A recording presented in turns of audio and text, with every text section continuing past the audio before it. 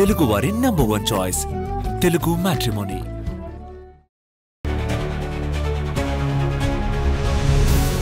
24 గంటల్లోపే ఆ కామాంధుడు మరణించాడనాలా, పోయాడనాలా, సచ్చాడనాలా, ఏ పదం వాడాలో మీ ఇష్టం వచ్చిన పదం మీరే తీసుకోండి.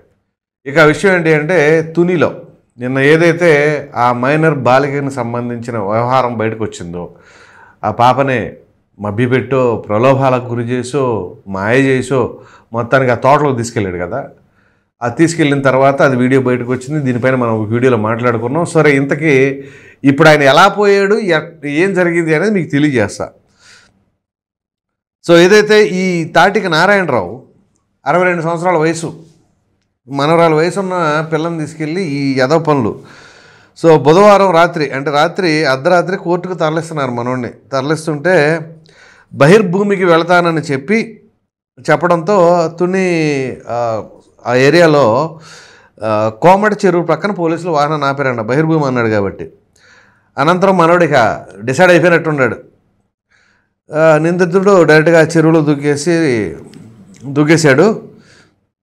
ఇంకా తర్వాత అక్కడ నుంచి గజేతకాళ్ళని తీసుకొచ్చి మొత్తం ఎతుకుతూ ఉండగా రాత్రి అంతా ఎదిగితే ఇవాళ ఉదయం ఆయన డెడ్ బాడీ దొరికింది. ఇది పరిస్థితి. మరి అక్కడ చేసే పనులను బట్టే కదా ఉంటాయి పరిస్థితులు.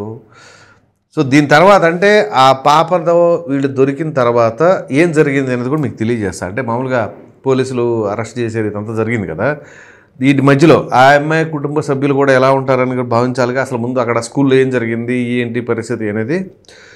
సో మనవరాల వయసున్న బాలికను గురుకుల పాఠశాల నుంచి తీసుకువెళ్ళి నారాయణరావు అదే అత్యాచారం అనే దానికంటే కూడా మాయ చేశాడు అనుకోవాలి. సో గురుకుల పాఠశాల చదువుతున్న బాలికకు తినుబండారాలను కొనిపెట్టి మాయమాటలు చెప్పి దగ్గరయ్యాడు. ఆమెకు తన తాతనంటూ సిబ్బంది దగ్గర నమ్మబలికాడు. ఆ గురుకుల స్కూల్లో ఉంటారు కదా స్టాఫ్, వాళ్ళ దగ్గర ఏంటి అంటే నేను తాత అవుతాను అది ఇదని ఏదో చెప్పాడు. మొత్తానికి చెప్పి తీసుకెళ్ళాడు. ఏంటి, తనకి హెల్త్ బాగోట్లేదు, నేను హాస్పిటల్లో ఒకసారి చూపించాలని చెప్పేసి తీసుకెళ్ళాడు.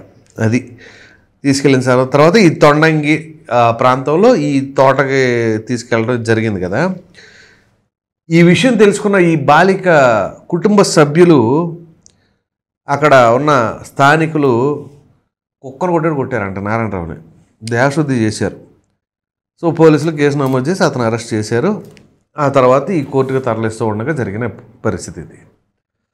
సో సరిగ్గా 24 గంటలు గడవల. ఏం జరిగిందో చూసారా.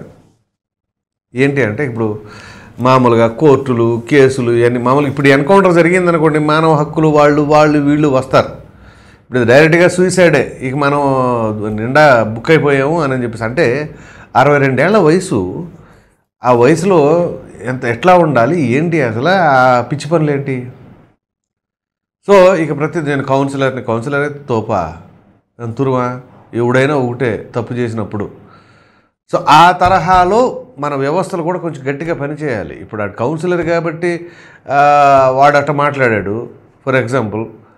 అదే ఒక ఎమ్మెల్యేన మంత్రి అయితే ఇదొకటనే కాదు, ఒక మర్డర్ ఆరోపణలు ఉన్నాయి ఒక ఎంపీ పైన, ఏం జరుగుతుంది? అసలు సిబిఐ కూడా చేతులు కట్టుకొని మరి వెళ్తూ ఉంటారు. అదేనా మనం చట్టం అందరికీ సమానమే, అలా ఇలా ఏం ఉండదు, ప్రతి ఒక్కరికి ఒకేలాగా ఉంటుంది అని చెప్పేసి మనం మాటలు చెప్పుకోవడం, పుస్తకాలు రాయటం అంతవరకే పరిమితం. ఆచరణలో ఎంతవరకు సాధ్యపడుతుంది? మరీ దారుణంగా ఆంధ్రప్రదేశ్లో ఇక దానికి చెప్పడానికి హద్దే లేదు.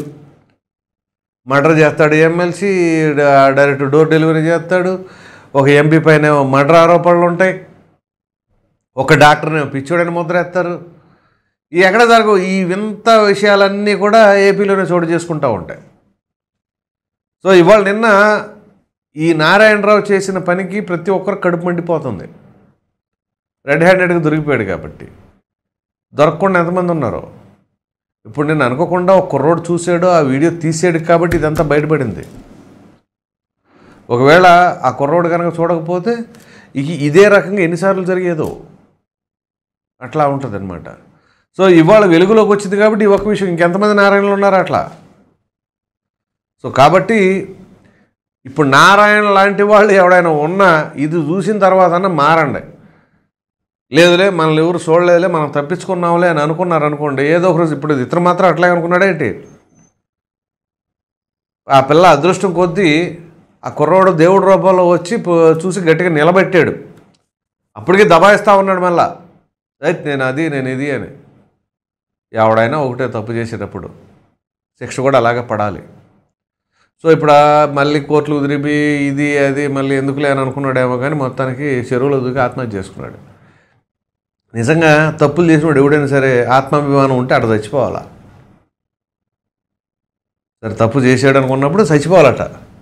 కానీ చాలామంది ఉండారులే, కానీ ఎన్నో తప్పులు చేశారు, బ్రహ్మాండంగా కాలర్ ఎగరేసుకొని తిరుగుతూ ఉంటారు. ఇంకా అది వ్యవస్థలను ఉపయోగించుకొని అంటారో ఇంకోటి అంటారు, ఎనీహో.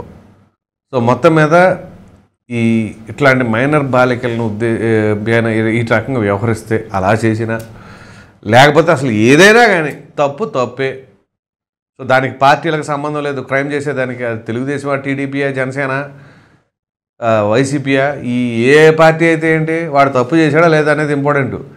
అంతేగాని ఆ పార్టీ ఓడి చేశాడు, ఈ పార్టీ ఓడి చేశాడు, ఇంకా నయం ఆడు చచ్చిపోదామని దూకాడు, పారిపోదామని దూకుంటే ఈతొచ్చి టీడీపీ వాళ్ళు తప్పించారు, అధికార పార్టీ వాళ్ళు తప్పించారని చెప్పేసి అంటారు.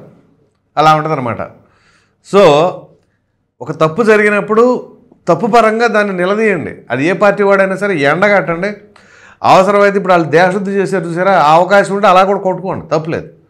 కానీ దానిని అడ్డం పెట్టుకొని రాజకీయం చేస్తారు చూసారా, అది ఉచ్చం నీచం.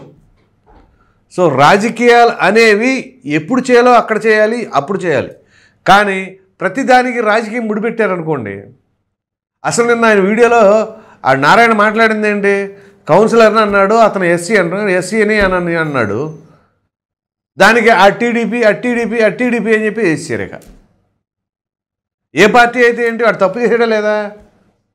సో దానిపైన ఇమీడియట్గా మంత్రి లోకేష్ గారు స్పందించారా లేదా? వాడిపైన ఫోక్సో చట్టం కేసు పెట్టారా లేదా? ఇన్ని జరుగుతుంటే ఇంకా పార్టీలకి అది ఇది అని ముడి పెడతా ఉంటారండి. ఆడు ఎవడైనా కానీ టీడీపీ అయితే ఏమైనా కాపాడే ప్రయత్నం చేశారా ఏంటి? పోనీ టీడీపీ అనుకుంటే దూకి చచ్చాడుగా. అట్లా ఉంటుందన్నమాట. ఎక్కడ పడితే అక్కడ, ఎప్పుడు పడితే అప్పుడు రాజకీయాలనే ప్రతి దాని మీద పనికిరాదు.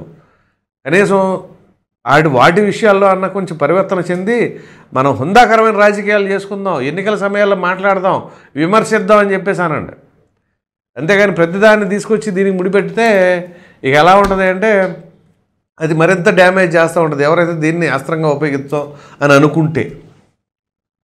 సో నేను చూసా వైసీపీ వాళ్ళ అఫీషియల్ పేజెస్లో, ఇదిగో టీడీపీ కామాంధుడు అది ఇది అని. సరే టీడీపీనే అనుకుందాం, తప్పు చేశాడు కదా, పోనీ పార్టీ ఏమైనా ఉపేక్షిస్తుందా? ఇప్పుడు మొన్న అతను వేరేంటి అద్దెపల్లి జనార్దన్, అలాగే సురేంద్ర నాయుడు, జయచంద్రారెడ్డి ఆ కల్తీ మద్యానికి సంబంధించిన దాంట్లో దొరికారు. ఇమీడియట్గా పార్టీ సస్పెండ్ చేయలే. ఇప్పుడు రేపొస్తే వాళ్ళకి అరెస్ట్ చేయరా? అది మరి వైసీపీ వాళ్ళు దాన్ని మాట్లాడితే హక్కు వాళ్ళకి ఎలా ఉంటుంది? వాళ్ళు ఏ రకంగా ఎంతమందిని అరెస్ట్ చేశారు తప్పు జరిగిందన్నప్పుడు? అదే నిరసన తెలిపాడు కదా జోగి రమేష్. ఏంటి నిరసన? అది ఒక రకమైన నిరసన. జోగి రమేష్ ఇప్పుడు చేయమని నిరసన, అట్లాంటి నిరసన లేదు. అప్పుడు చేశాడు కదా, ఇప్పుడు చేయమనండి ఆ నిరసన, ఏం జరుగుతుందో చూస్తారు. అది అధికారం ఉండగా ఏముంది, ఎవరైనా మాట్లాడతారు. సో కాబట్టి తప్పును తప్పులాగా మాట్లాడారనుకోండి, ఎవరు దాన్ని మాట్లాడరు. అలా కాకుండా తప్పులను కూడా పట్టుకొని రాజకీయ పరంగా చేశారనుకోండి, ఇదిగో ఇలా ఉంటుంది అనమాట. సో ఎనీహౌ మొత్తమే చెప్పుకోవాల్సి వస్తే ఆ కామాంధుడో అతను మాత్రం 24 hours గడవక ముందే పోవటం అయితే జరిగింది. సో ఇతని పైన మీ అభిప్రాయం ఏంటి అనేది కామెంట్ సెక్షన్లో తెలియచేయండి. Thank you.